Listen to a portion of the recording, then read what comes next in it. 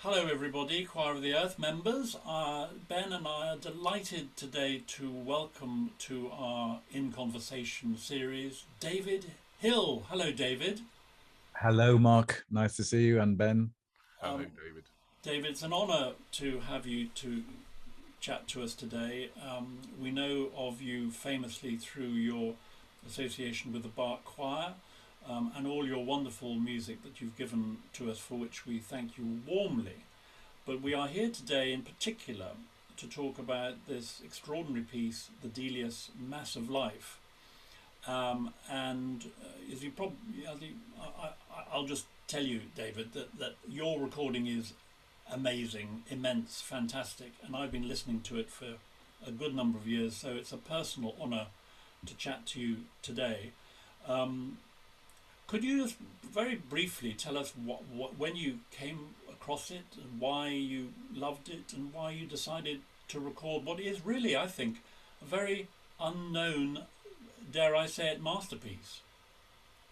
Absolutely, Mark. I'm very happy to do that. Well, I've always been a lover of Delius's music. Yeah, Actually, not absolutely all of it, yeah, but most of the time I listen to it, I think, gosh, this man is much more clever with harmony than probably anyone else uh, who was, as it were, English. Although he spent most of his time, of course, not in England, but yes, in abroad, mainly in Paris.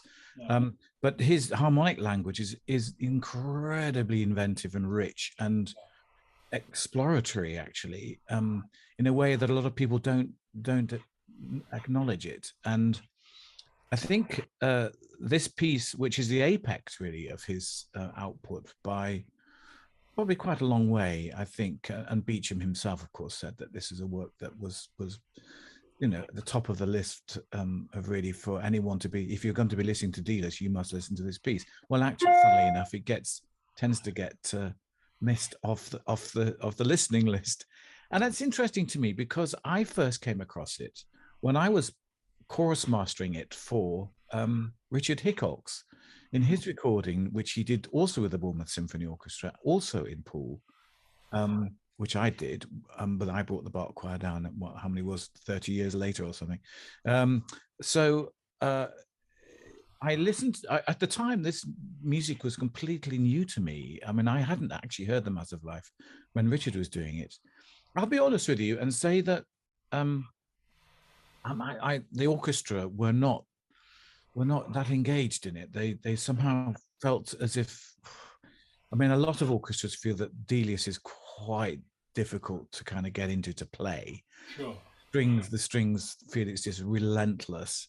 Mm. There are a number of issues about the orchestration, um, which I can see why, because he was always trying to deliver exactly what was inside him, and it a bit like sometimes Elgar, who was writing at the same time, of course, Elgar had this ability to know when to leave instruments out, and when to actually, give the strings a moment and let the brass do it. I mean, Delius was a bit more kind of full on about it. He was sort of saying, "Well, actually, I'm more like Wagner.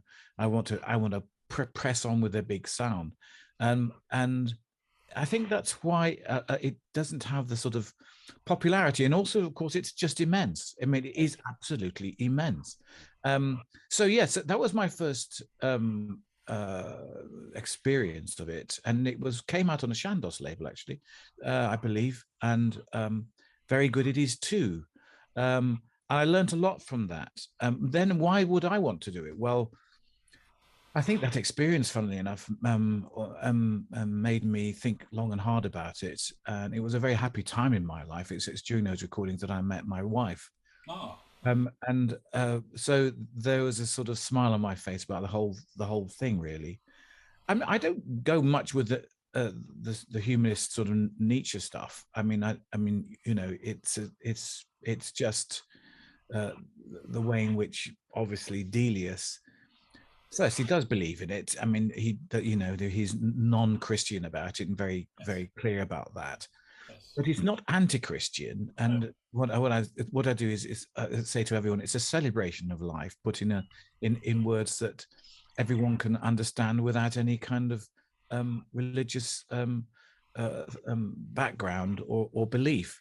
And to that degree, it's a work that is probably more relevant now, funnily enough, Yes. than it's Yeah. ever been, because it kind of transcends those boundaries that, as we all know, in the world, we seem to be setting up more and more between people rather than the things that connect them.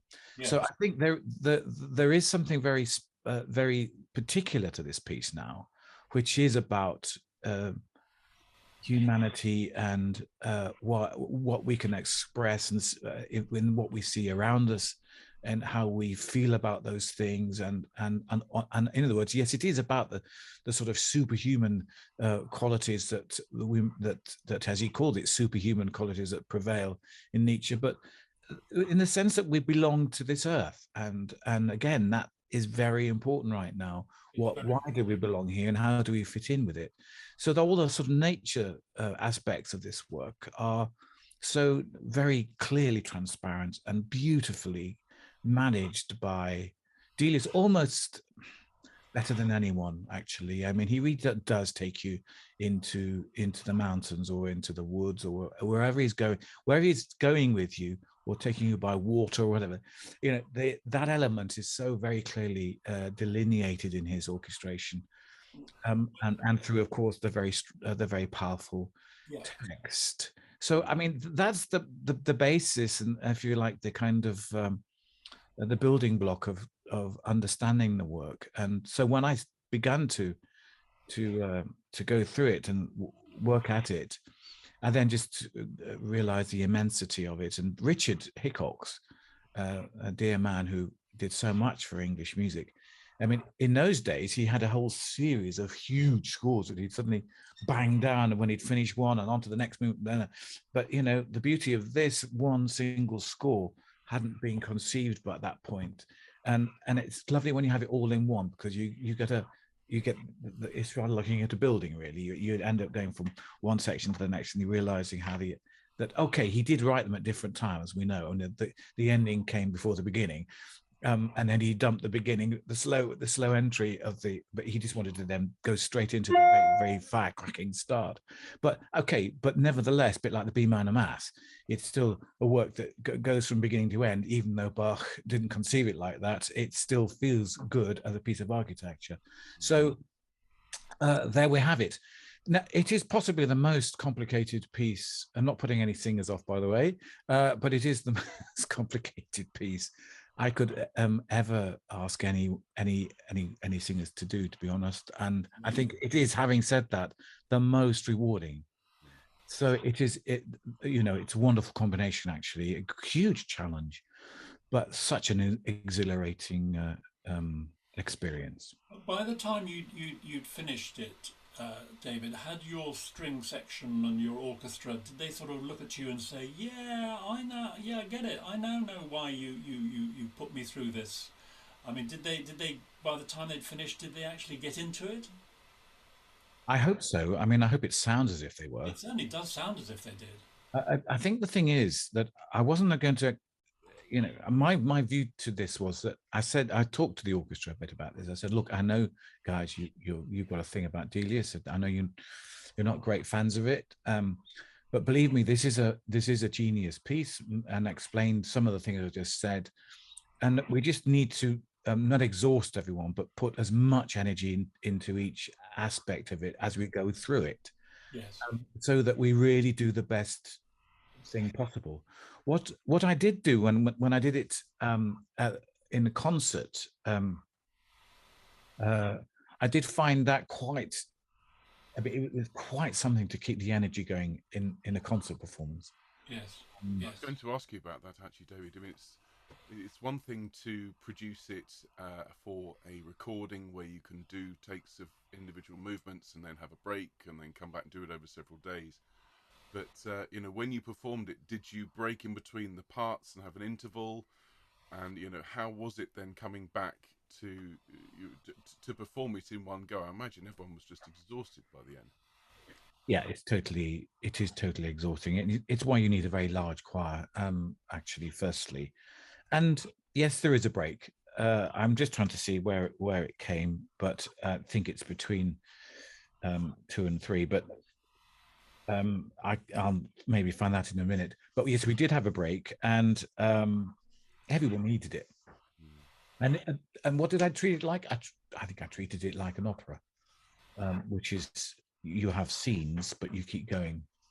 And I think as soon as you stop and you give too much time, except before being in the mountains, that needed, as if you were suddenly strolling into them rather than running into them. So there are moments where I'm just trying to find. I can't find exactly where we had the interval, but we certainly did. Yeah, you have to have one. Yeah. Everyone needs to. Actually, not least because the soloists, and this is the other thing. I mean, he was doing stuff for the. He was writing for the soloists in most extraordinarily dramatic and operatic way. For someone, I mean, he did do opera, we know. Whereas Elgar didn't do opera, but these two composers were doing different things in different ways, but equally important. If Elgar's Dream of Grontius, which was also composed roughly around the same time, demanding a chorus to be, away from the orchestra and not having any connection with them in terms of then finding notes and the rest of it. In other words, independent writing. And the way in which the soloists work in the Dream, then this isn't dissimilar. I mean, they're both, but in their different styles, very different styles, kind of pushing away from the idea of what you might call old-fashioned oratorio. Well, Delius would never have like that anyway, and he did have a sort of quiet admiration for Elgar. But what he was doing was trying to say, no, I want everyone to be absolutely pushed to their limits. So that's part, it is absolutely enormous. That honestly, the line for Zarathustra is just amazing. Alan Opie's singing on your recording. He has just got such presence in that line. I totally agree with you. We caught, well, dear Alan, I mean, he's well retired now, but we caught him. He said to me, I couldn't, just in time, he said, I don't think I could do that again after that. He said, that's it. And I think probably we canned the best Alan Opie that everyone should hear. Yes. Because there's no one else around like him. No. And on the choral teaching, David, I mean, was it if it was a challenge for the instrumentalists, it must have been a challenge for the choir, and a challenge to bring the choir to the state where they really knew it, because I found, just as an average listener, it does take a while we're listening, but as so many people have told me, it's a hard climb, but the view from the top of the mountain is a fantastic one. Yes. Okay. So I think, why is it so difficult? Well, because I think a lot of the time, not all the time, but a lot of it is in, multiple parts. The first chorus, the first part is, of course, huge first opening movement, which is in 8 parts. And it's not just an, doubling in any of that. It's usually 8 different parts. So whereas in Parry or Elgar or something at the time, you would have had some way of finding some similarities between the parts and finding the harmony easier to connect. Yeah. Not in this.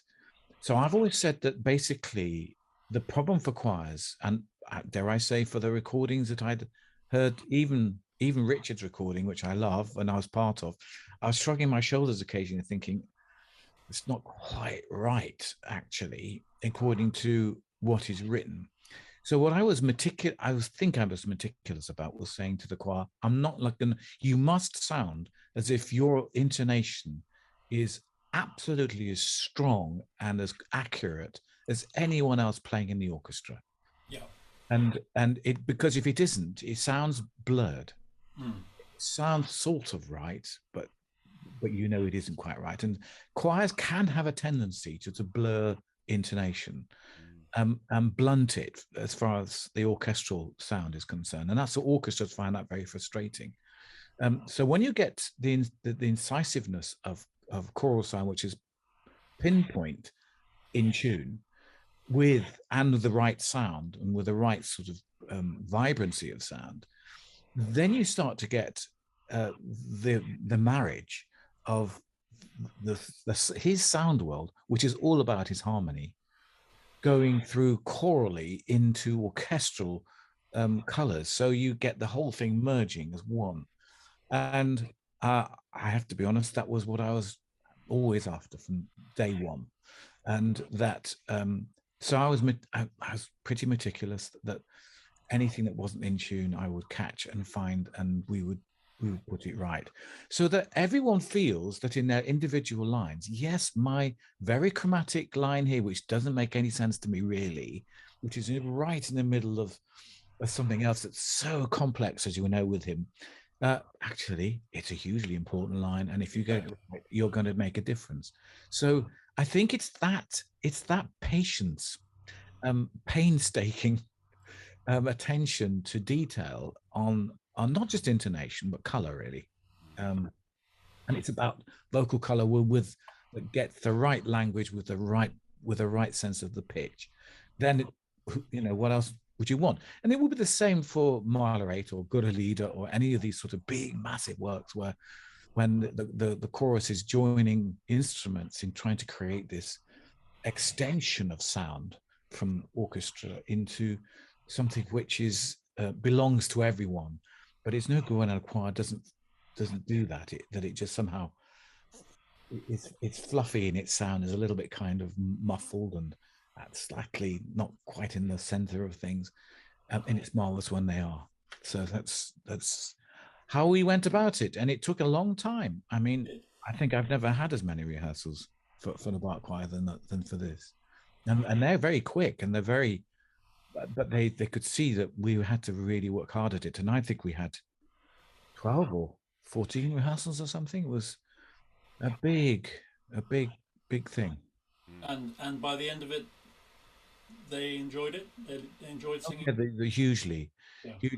And we ended up having about 130, 140 singers in pool to record it, which was fewer than I would have liked, but they did very well.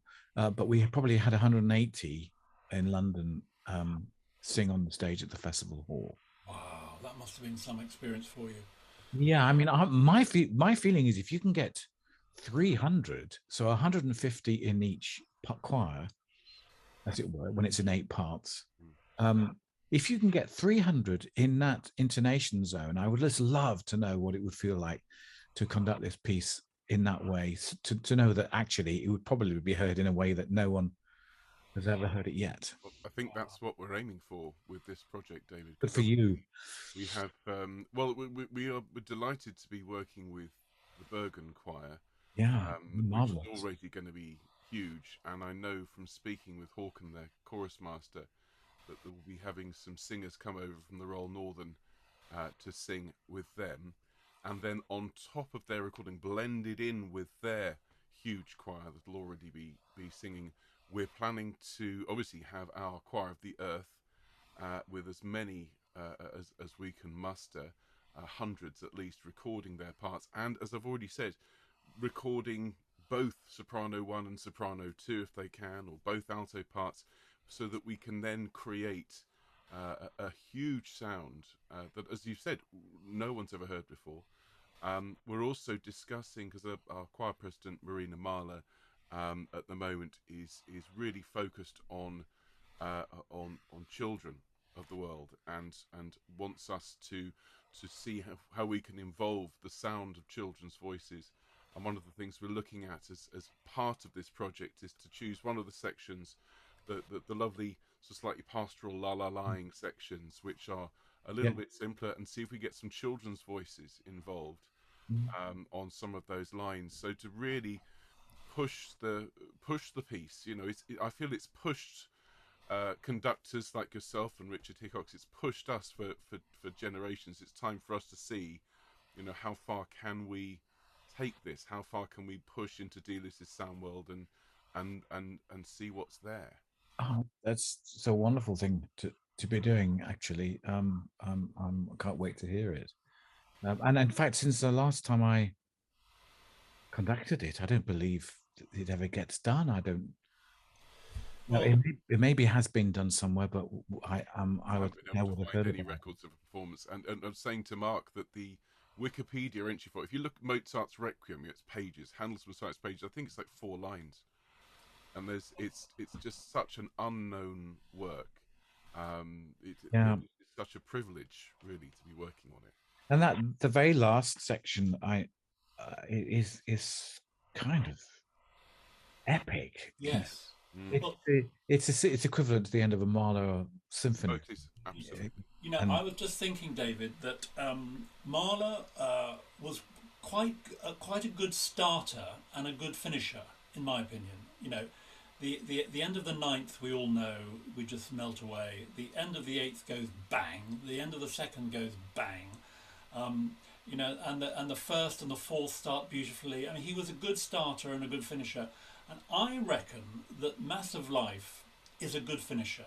I mean, it's a good starter, it goes bang, but that final lovely theme with the choir coming to an end, I must admit, when I first heard it, I said to Ben the other day, that when the choir come in with the big theme, and then there's a bit where the soloists sing before the final ending with the choir, I've always felt that soloist bit is a little more difficult to sort of hear tonally.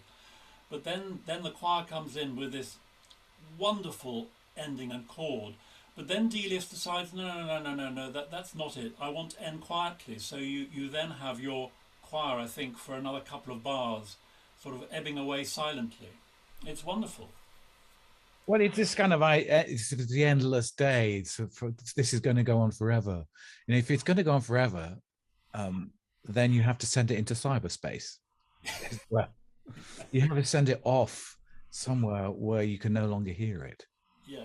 So I think he was very good at that kind of idea of using quietness and even sometimes silence just to allow people to think into that Mm. Do you know more. there's a part of the third movement of the second half. Um, your recording of that opening orchestral moment. I mean that is, I've said to Mark, that's my favourite bit in the whole piece. It's that just that stillness and that calm and that just beautiful tonality that just that calls to mind. You know, it's very very British indeed, because there's shades of what Vaughan Williams would then write later on, elements of modality, and it just builds an intensity, and I think it's extraordinary. And I think Delius, for me, it's the big crashing and the quite jazzy chords at the start and so on are absolutely remarkable. But it's when he's being quiet and introspective is where I am completely drawn in. Yeah, I could just listen to it. Well, I have listened to it for hours and hours and hours. it's amazing. Actually, I'm just looking at this section at the beginning of 4, which is the you're talking about the D. Yes. Well, the bit I'm talking about is the start of the third movement of the second. Ah, well, Dum, you see this. dum, dum, dum, dum, with just the beautiful, very still orchestral opening, which builds and builds and builds, and then the la la line comes in, and then that builds more, but it all comes from a very very still line, like ripples coming out in the water. It's just exquisite. Oh yeah. I remember that. Oh yes, So yeah, beautiful. yeah. It is amazing the way that's gradually then builds. Yeah, but it is good. You see, that's a section where that if anyone's not on their, as it were, their best behavior with their instrument in terms of intonation, Oh yeah. it just will. You'll just know. It'll just be so obvious. I do remember when we did for the start of 4 that Ed Kay, the principal oboist, he did all of that with circular breathing, so he never ever took a breath. He That's just amazing. yeah, he did. He just went all the way. I mean, he had to sort of have a sit down after it, but you know, and recover. And but I've never forgotten that. I'm watching him do it, just thinking, oh, this is amazing. So you know, the answer was not to have to do it too many times for him. Quite. But yeah, it is absolutely stunning. I can't help but think it would sound incredible in the Royal Albert Hall if we could get a large group of people together, maybe. But who knows? Well, of course, by the time we've done this project, we'll have hopefully, as I say, hundreds of people, not just in the UK, but around Europe and America and Australia and Singapore and all around the world, who will know it and love it. Yeah, they will. So we should get in touch with Nick Kenyon and see if he fancies it. Well, he's no longer doing the proms, Is of he course. not? Oh, No, he was succeeded by Roger Wright, and now okay. Get his email, Mark. it's not Roger. He's not someone else now. Oh, I actually remember it. And David. I think I know who you're talking about. David Pickard. Sorry, David Pickard. Yeah. But the Delius Society presumably are in the middle of all of this, are they? Are they? Yes, they are. I first spoke with them a long time ago about this, and we are now, at one. And I have to say, David, that they are unbelievably excited about if you like, the marriage of the digital and the analog. And when you say that you've struggled to get audiences, we will be, or Ben's face will be teaching this to people in continents, countries all over the world. So it will be a good chance for them and for us to spread this music to people who've never heard of it before, who'll go home and say eventually, "Oh my God, this piece is amazing." And of course, I just want to come back to a little thing you mentioned earlier, that even though the chromaticism, if that's the right word, David and Ben, as a non-musician, are complex, because people are recording from home and they have in their ears the louder voice of the bit that they're singing. The fact that it's complicated with other parts is actually not important, because they're just singing their line, and when it's all put together it sounds amazing. So the accuracy is, I find, certainly when I find that my part is in there with everybody else, the accuracy is fairly good, and so the fact that it's hard in the concert hall doesn't, Ben, do you understand what I'm saying? Yes, it doesn't mean that it's hard when you're recording it. Absolutely. The challenge we have with digital singing, I mean, we don't use the term virtual choir. We've been called a virtual choir, but there's nothing virtual about it. It's just, I said during the pandemic, we are as real as any other choir. We just practice extreme social distancing. Yeah. So we record together, we blend our voices. The thing we have to work hardest on is fast-moving semiquavers, which is why when Mark said to me, and we met over the phone, we didn't actually meet in person until after we'd actually produced Messiah. He said he wanted to do the entirety of Messiah in lockdown with nobody meeting, and I said, "You're insane," and I stand by that, Mark. I still think you are, but trying to get all those lines blended together is really hard.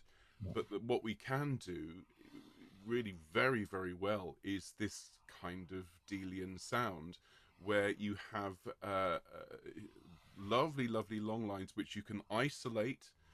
We can teach in sectional rehearsals. So as I say, we'll have an hour with SOP 1, just SOP 1, and you I'm sure appreciate that as a conductor and a chorus master, you'd never really get that time. No. To just sit down with one section for an hour and a half, and just look at their line, teach it painstakingly, and then they take that away. The entire session is recorded for posterity, and you'll get people watching that session 10 times, 15 times, and then when they're happy with it, they record. Yeah. Then when we combine it in the studio, our technical geniuses have the ability, and I'm sitting there with the headphones on, and I go, right, she's a little bit out, he's a bit flat, and we can just adjust to make sure that what we end up with is that unified, beautiful blended sound, but with the difference of having a microphone on every single singer, so that we can shape it infinitely. and that even after the final performance, the final concert, if you like, all of those voices are still saved, and you can go back in later on if you want to and create an entirely different mix by just, you know, adjusting a few settings here and there. So I think this is the perfect piece of this choir at this moment. Fantastic. I remember thinking that in movement 3, apart from that amazing opening, which then gives way to the upper voices, doesn't it really? That actually, and this is what I remember Richard being really a little frustrated by, was getting the sopranos and altos to be out there a bit more, you know. But at the time, actually, what we needed we just needed some more people, to be frank. Whereas I knew that had happened. I spent an age on this with the sopranos and altos of the Bach choir, and I said, you know, P, as in a P mark. I said, take it meaning powerful, you know, not. So in other words, so you give authority to your sound, and therefore, you know, you put some color into it, rather than just hiding. Because when he writes P, it's only because he's written P in the rest of the orchestra. I said, if you're gonna be heard, you've got to sing more than that. So things like that, you know, was very hard to balance, actually, and you know, let alone when you got to fortissimo, with the whole orchestra playing against it, you know. So yeah, and what a amazing piece of writing, but very, very demanding. Yeah. And I think you've also got, we had one or two people in, when Ben and I announced this piece, Dave, one or two people saying, beware of the volume levels between Auf der Bergen and the next chorus, because on your recording, you know, you listen to that beautiful quiet horn, the echo of the horns, and then that comes to an end, and then suddenly, bang! Yes. And jumping out of their skin all around the world. I mean, it's just brilliant, David. That your sound engineers, obviously, you decided that you wanted a big volume, and it really is there. Yeah. Oh, that's the out of the. It's the first chorus in part 2. Oh yes. Which is track. Oh gosh. Let me have a look. Oh yes, and I'm going to it. Yeah, it's. I remember thinking, that's right. Da da da da da da. That's right, and then off stage horns as well. Yeah, yes. On stage, off stage, and da, da, da. Yeah, I remember saying, yeah, here we go. I remember saying to Andrew Walton, who did ours, I said, this has to be attacker. Boom. Yeah. Yeah, and it needs to be hair raising, because it basically it means in every sense. Herauf. What is it? Arise, you know, you great noontide, or something kind of very Nietzsche. But this is the sea rages and everything. I mean, it's an absolute yeah. I mean, it's an amazing moment, you know. And I even investigated what others had thought about this, and Beecham sets out at between 130 and 136 on a metronome. That's very fast. Yes. Yeah. Hey, and Richard went out at 116. Okay. And I decided I went out of the traps between them. I was going to say, you're in between, aren't you? Yeah, I'm about 120 to 124 on purpose, thinking, I think that feels about right. I just wondered, I mean, Beecham's is fantastic, but I had trouble hearing what was going on. Yes. And I mean, much as I can see why he did it, because he sees it in 2. He sees it not in 4, but in a strictly Alabrave da da da. So kind of doing that. Whereas ba be ba ba da da, you want to hear all the little stuff too. And I can imagine, I don't know what Mark Elder will do, but he's always very clever at finding just the right groove, and knowing that detail is absolutely of immense importance. So yeah, where we go. Oh, this brings us happy memories back. So it's nice to talk about it again, because I don't know when I'll do it again, if I ever do it again. Oh, you'll do it at the Royal Albert Hall with us. That's it. That would be fun. That would be fun. That would be fun. We could. I mean, Just a quick question. Do you have any advice? Because obviously we've got thousands of singers in the choir. Yeah. Hundreds, hopefully more, will take part in this project. Yeah. And there are a number of choristers who have expressed, I think, some trepidation, as I'm sure anyone would. They've only heard it the once as we played it to them. It was your recording we played. They loved the sound, but lots of people go, "Oh my goodness, this is a bit out of my pay grade." Sort of. Yeah. Mm-hmm. You know, what would you say to singers, bearing in mind that they will have all of the support, they'll have, you know, sectional teaching, they'll have the one voice ladder parts, they'll have Mark conducting, they'll have, you know, they'll have this talk. You know, what would you say to them to possibly help or encourage them to take part? Well, I think this is a unique opportunity actually for them. You've got one of the great orchestras and one of the great conductors who really understands this sort of music. What an opportunity to be part of it. Firstly, secondly, as difficult as the music is, as I've already described, I would never want to describe it in a way to put people off, because funnily enough, everything that is written makes complete sense. In other words, that's part of the genius of it. Actually, is that his, if you like, his experiments in harmonic movement and development all make total sense. Yeah. And in other words, there's nothing that he does that you think, what did you do that? I mean, no disrespect to Havok or Brian, but I can listen to some of his music and think, what? You know, I don't get it. But in Delius, you hear total, what I call sense of motion of sound. Now, if that means that translates into doable things for the players, but also most particularly for the singers here, then I would say don't be frightened, because you will find your note, and once you've learned it, you probably won't forget it.